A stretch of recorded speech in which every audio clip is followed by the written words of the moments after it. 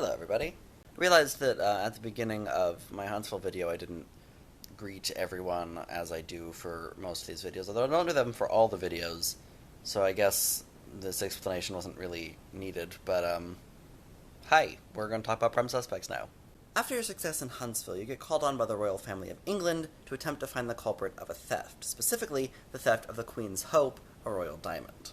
You have a series of suspects that you investigate throughout the game until you narrow it down to 6 prime suspects, see what they did there, and finally find out who done it.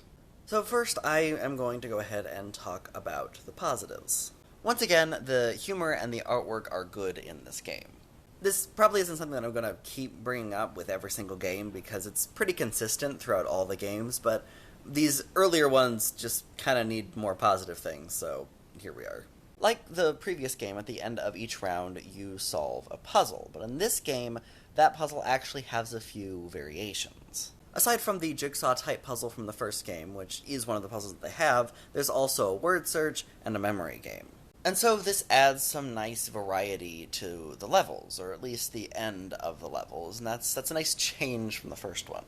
Finally, in terms of positives, in Prime Suspects, they lessened the time constraints. There's definitely still time limits in all the levels, but it's nowhere near as severe, which meant that I could enjoy the artwork just a little bit more. All that being said, and moving into negatives, there is still a time limit and one I still don't like.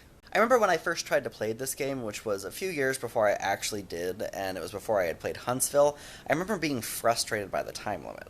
Having now played Huntsville, and when I went back to play Prime Suspects again, I could acknowledge that the time limit isn't as bad, but there is still some frustration there. There's also still a wait time on objects. You have to wait for an object to disappear before you can click on the next one, and that also can be frustrating when you're in the middle of a time crunch.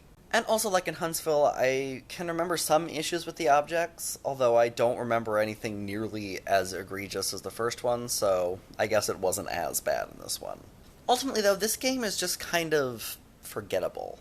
Gameplay-wise, this game is identical to Huntsville. You go into different scenes, you find a certain number of objects in a specific amount of time, and you solve a puzzle. While there is some variety at the end puzzle, it is just at the end.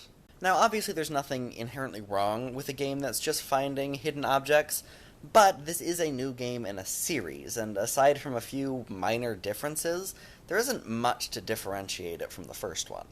While Prime Suspects is nowhere near as bad as Huntsville, I would still struggle to call it a good game.